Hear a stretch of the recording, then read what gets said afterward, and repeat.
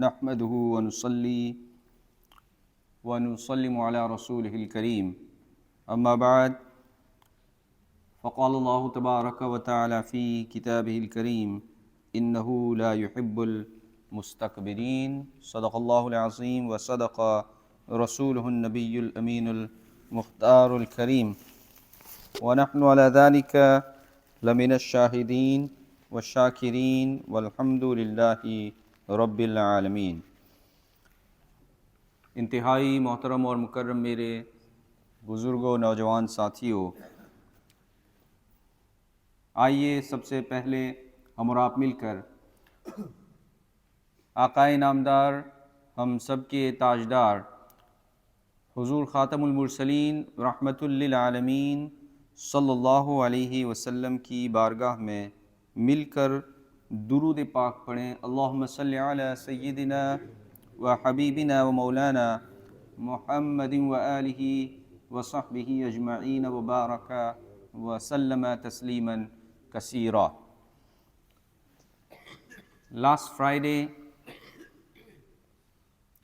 कुछ बातें तकब्बुर के हवाले से, घमंड के हवाले से हमने समझने की कोशिश की थी, क्योंकि ये मौजू, ये टॉपिक ऐसा है कि इसके ऊपर अगर कुछ हफ्ते हम गुजारें तो बात चलती रहेगी।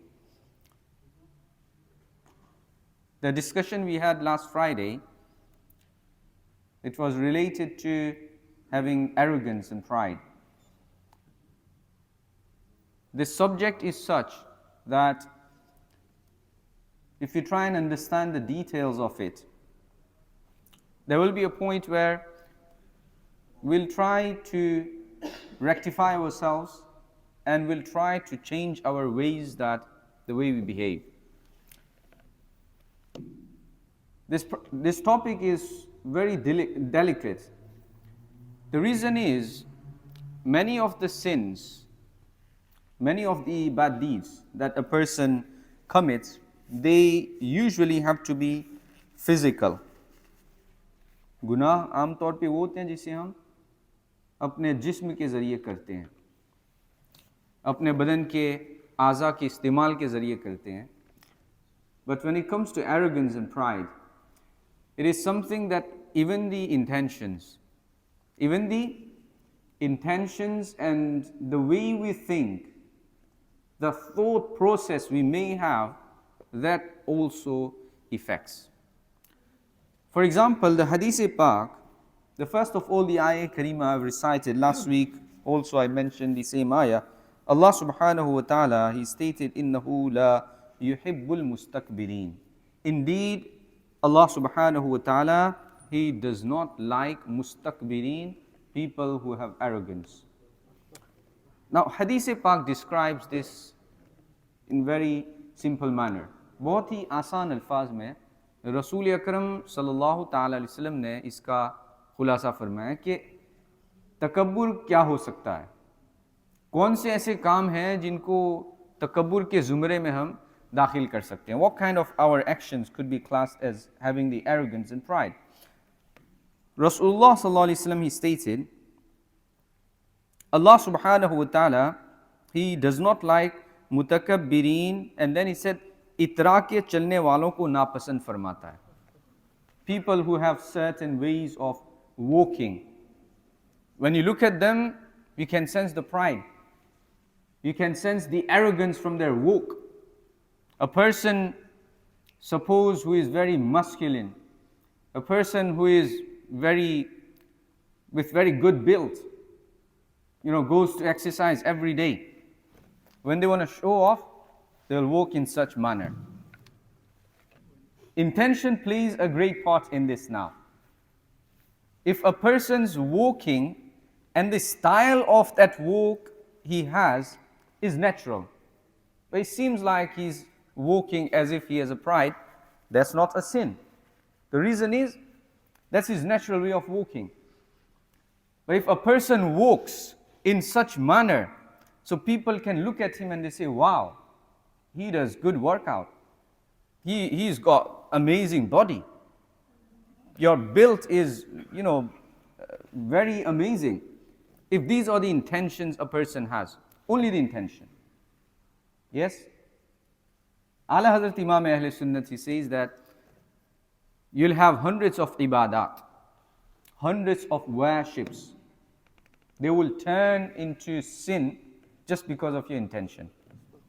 तुम्हारी कई सौ इबादतें ऐसी होंगी जो सिर्फ तुम्हारी नीयत की वजह से गुनाह में बदल जाएंगी. क्यों? नमाज तो इबादत है, लेकिन नमाज पढ़ने बंदा इसलिए आता है ताकि लोग उसे नमाजी कहें, मस्जिद में आने जाने वाला कहें, इस नीयत के साथ. सिर्फ ये नीयत उसकी तब्दील हुई. When he came to masjid, his intention, and regular attendee of masjid, if his intention is so people remember him as a great worshipper, every single step that he took, that step would be classed as taking the step towards a sin. Namaz ke liye aa raha. He's walking towards masjid to perform the salah, but intention changed it. Likewise, any of the act that we do in terms of walking, in terms of wearing what we wear, in terms of talking the way we talk, if any of them has the shaiba, a small particle of arrogance, Allah subhanahu wa ta'ala is going to reject it. You could imagine Shaitan and Iblis, we try to understand that he was living in Jannah. What made him lose that place? His arrogance. He had to leave Jannah, he had to come down on the earth. Now look at Rasul Pak alayhi salatu wasalam's ahadith, that if a person has pride and arrogance, does he gain anything? Because every single act we do, behind our actions, we have to have some motive. We have to have something to gain from. We go to work, the gain is, at the end of the month, we have something in our account, it pays the bills, and we can have easy life. Likewise, when a person goes for a walk, for a jog, when a person works out, there's a motive behind. What's the motive? The motive is to get fit, to get healthy, to be able to do their task easily. Likewise, if a person has some sort of arrogance and pride in it, what's the motive? What do you gain out of it? Nothing. As a Muslim, as a believer, we definitely know that an arrogant person, he loses a lot instead of gaining anything. The first thing, he loses izzat in the eyes of people. People will know him as somebody who is arrogant. People will try and avoid him. The second thing, he loses izzat in the eyes of Allah subhanahu wa ta'ala. Allah says, Inna Allah yuhibbul mustakbirin. Allah takabbur karne walon ko pasand nahi farmata hai. Musalman इंसानों के सामने इज्जत खो दी उसने, अल्लाह के सामने उसने इज्जत गुमा दी. अब हदीस पाक में हुजूर फरमाते हैं, जामिया तिरमिज़ी की हदीस है, हुजूर अकरम सल्लल्लाहु अलैहि वसल्लम, ही स्टेटेड दैट बेशक क़यामत के दिन तुम में से मेरे सबसे नज़दीक और पसंदीदा शख्स वो होगा जो तुम में से अखलाक में सबसे ज़्यादा अच्छा होगा, और क़यामत के दिन मेरे नज़दीक सबसे काबिल नफ़रत और मेरी मजलिस से दूर वो होंगे जो वाहियात बकने वाले, लोगों का मजाक उड़ाने वाले. इसके साथ हुजूर ने एक लफ्ज़ का इस्तेमाल फरमाया कि वो जो मुतफ़य्हिक होगा, the one who will be closest to me on the day of Qiyamah, Rasul Akram alayhi salatu wasalam stated in this hadith, is that individual whose character, whose akhlaq are really good. When people meet them, people would feel pleasure to meet them. People would be glad to see them. People would be glad to talk to them. Those sort of people who attract their Muslim brothers. The sort of people that when you sit with them, you don't feel guilty. The sort of people when you sit with them, they revive your heart. They revive your iman. They refresh your thoughts. They don't fill you with anything evil. Allahu Akbar. Then Rasul Akram sallallahu alaihi wasallam stated, the person who will be far away from me and disliked by me on the day of Qiyamah is the one jo wahiyat bakne wala. Mean, when he talks, all sorts of filth comes out from his mouth. He doesn't know whether he's swearing or not. He doesn't know what he's talking about. His language is really bad, evil language. And then Rasul Akram alayhi salatu wasalam, he stated, लोगों का मजाक उड़ाने वाले, those who mock other people. Suppose you've seen someone with physical difficulty or disability. Suppose you have seen someone with financial difficulty. Suppose you have seen someone who is not doing the task properly. Another problem we have in our society now is, if I'm standing in the saf, I'll be more worried about the person who is next to me, his namaz, the way he is standing, the way his toes are, and the way he is doing sajda and ruku than my own salah. This is the reality कि हमें दूसरों की इतनी फिक्र है कि सफ में हम खड़े होंगे, हमारी नज़र दूसरे की नमाज पे होगी, न अपने दिल पे हमारी नज़र है, न अपनी नमाज पे हमारी नज़र है. रसूलुल्लाह अलैहिस्सलातु वस्सलाम stated, लोगों का मजाक उड़ाने वाले. Hadith Pak says, Man dhahaka dhuhika. The one who laughs, he will be laughed at. That today you are laughing at someone, tomorrow you will face this situation when people will laugh at you. And it says, Kama tadinu tudan, jaisa karoge waisa bharoge. Yes? Huzur Sallallahu Alaihi Wasallam said that when you mock at other people. Now, when a person mocks at others, when he himself thinks that he is superior, when he himself thinks that he has something that other person doesn't, when he is physically fit and sees someone who is weak, he laughs at them. When he is financially strong, when he sees someone who can't afford things that he can, mocks at people. Isn't this what we call the pride?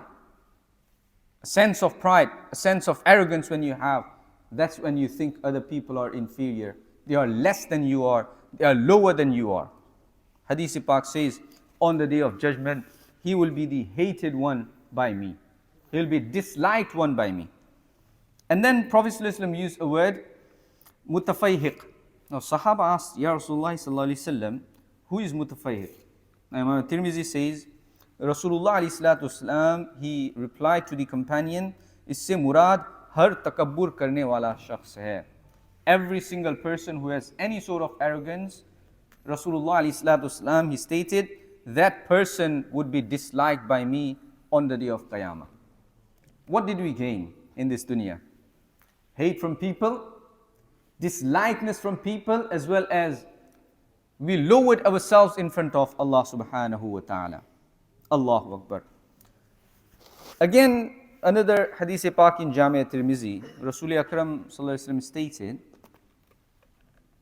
on the day of Qiyamah, mutakabbirin, and those who are full of arrogance and pride, those people will be brought in front of everyone. Because imagine there'll be so many people, from Sayyidina Adam al-Islam till the last human. All of them will be there. Prophet ﷺ, he stated, in front of everyone, those who had arrogance in this dunya, they'll be brought. And they'll be brought in the shape and form of ants. चींटी जिसे हम उर्दू में कहते हैं. चींटियों की शक्ल में अल्लाह ताला क़यामत के दिन तकब्बुर करने वालों को लाएगा. Prophet said, इंसानी शक्लों में होंगे. Their face would be like human, but their forms and their body would be like ants. Why? Why Allah subhanahu wa ta'ala is going to change their appearance on the day of Qiyamah? To show them that the pride you had in dunya and the arrogance you had in the dunya, it did not gain you anything. Instead, you lost your izzat not only in the dunya, you lost your izzat in the hereafter as well. दुनिया में तो इज्जत तुमने घुमाई, आखिरत में भी अल्लाह तुम्हें बेइज्जत फरमाएगा. So having pride on anything. Now, many times the question, it does come in our mind, that how can a person have pride? How can we know that we have some sort of pride? Imam Ghazali rahmatullahi ta'ala alayhi, he has mentioned quite a few explanation to that. A person could have pride on his ilm, knowledge. Person could be proud of his ibadat. And this is very common. This is very common within our society, that a person could have pride over attending masjid regularly. A person could have pride over performing chasht salah. A person could have pride over performing even tahajjud. When he mentions in front of other people, I don't miss my tahajjud. Tahajjud is a kind of salah which you have to pray in the darkness of night. After everyone is gone to sleep, you wake up and you perform the salah. Why tahajjud is so important and is being highly rewarding act and ibadat? The reason is, it is only between you and Allah subhanahu wa ta'ala. No one is watching you. No one is seeing you except Allah subhanahu wa ta'ala. You may be in your own room. Your wife is sleeping. Your spouse is sleeping and you are performing tahajjud. Now to mention these in front of people, I don't miss my tahajjud, I don't do this, that's not the way. And in that, if there is the intention of pride and arrogance, even that waking up, sacrificing your time, everything is void. It is gone. Now, I'll mention a couple of occasions from the lives of awliya and how they avoided these sort of situations. It's been mentioned that once a great Imam, Hazrat Shaykh Fakhrul Islam Bazdawi Rahmatullahi Ta'ala. Now, he's a great muhaddis, a great saint of Allah subhanahu wa ta'ala, a person of knowledge. Now, he was appointed as a Sadr Mudarris, head teacher of a madrasa in Baghdad, which was established by Hazrat Sayyidina Ghaus Pak radiyallahu ta'ala anhu. Yes? Madrasa Nizamiya was known as. When he reached there to Madrasa Nizamiya as a head teacher, as a Sadr Mudarris, certain thoughts came in his mind that what kind of people have had this title in this madrasa? What sort of great personalities they have been head teacher in this madrasa? So he thought of first person, Hazrat Abu Ishaq Shirazi Rahmatullahi Ta'ala Ali, as well as Hazrat Sayyidina Hujjatul Islam Imam Muhammad Ghazali Rahmatullahi Ta'ala Ali. He thought of these people, that these are the great people who have been the head teacher of this madrasa. And he started crying that I have been given such an honor to lead this place. Now, whilst he was crying, he mentioned a couplet. And what does he say? It's a lesson for you and I.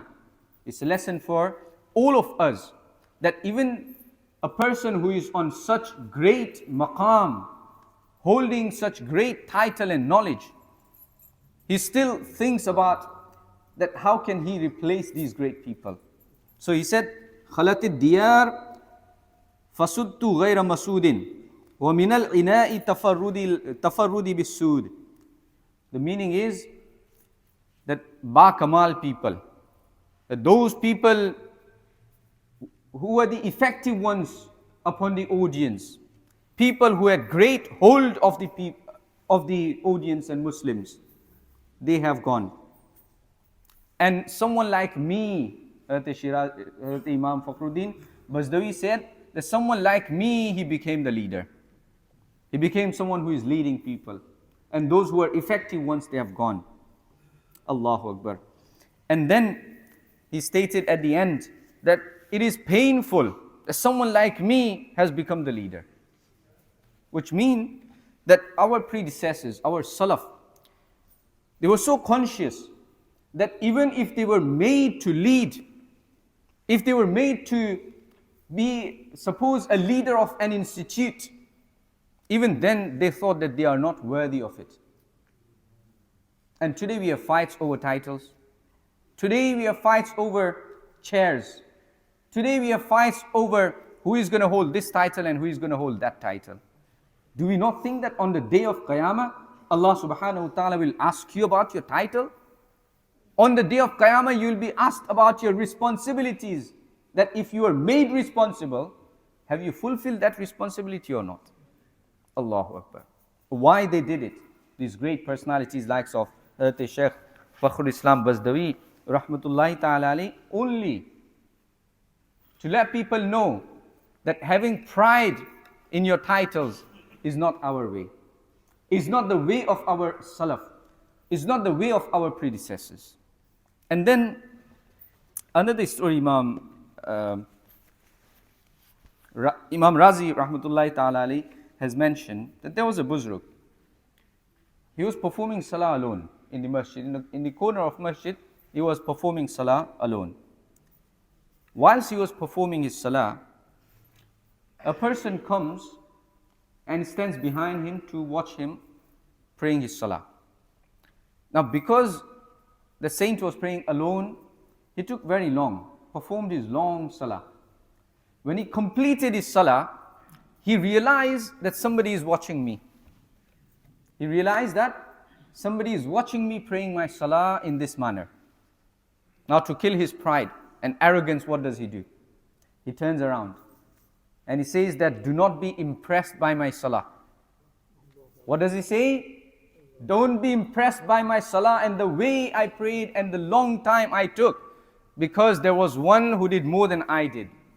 Shaitan. He said, Shaitan was there who prayed a lot and worshipped Allah subhanahu wa ta'ala so much, but still he became rejected. So I rely completely and entirely on the mercy of Allah subhanahu wa ta'ala. तो हमारे चंद सजदे कौन सी बड़ी चीज़ है? अल्लाह चाहे कबूल करे, अल्लाह चाहे उनको छोड़ दे, तो इसके ऊपर हमें तकब्बुर की ज़रूरत कैसे हो सकती है? अल्लाहु Akbar. Another final thing I would mention, Sayyidina Malik bin Dinar radiyallahu ta'ala, what does he say? And this is how we should think, straightforward. Sayyidina Malik bin Dinar rahmatullahi ta'ala, he says that if somebody stands up in masjid and says that the person who is the worst among you should get up and come out of masjid.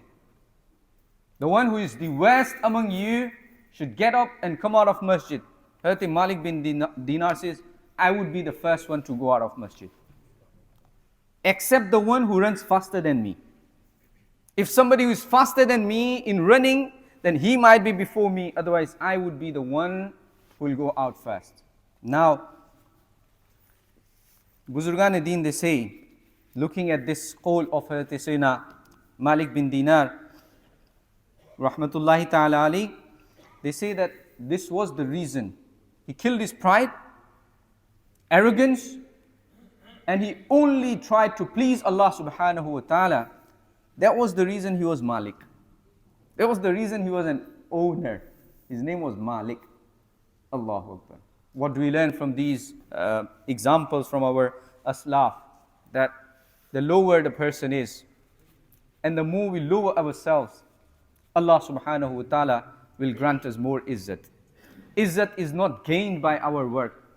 Izzat is not gained by our own hard achievements. It is given by Allah subhanahu wa ta'ala. وَتُعِزُّ مَن تَشَاءُ وَتُذِلُّ مَن تَشَاءُ بِيَدِكَ الْخَيْرُ. It is all from Allah subhanahu wa ta'ala. May Allah subhanahu wa ta'ala keep us all on the guidance, on the right path of Rasul Akram sallallahu alayhi wa sallam, the Ashab-e-Kiram, and our predecessors. وَمَا عَلَيْنَا إِلَّا الْبَلَاغُ. Assalamu alaikum.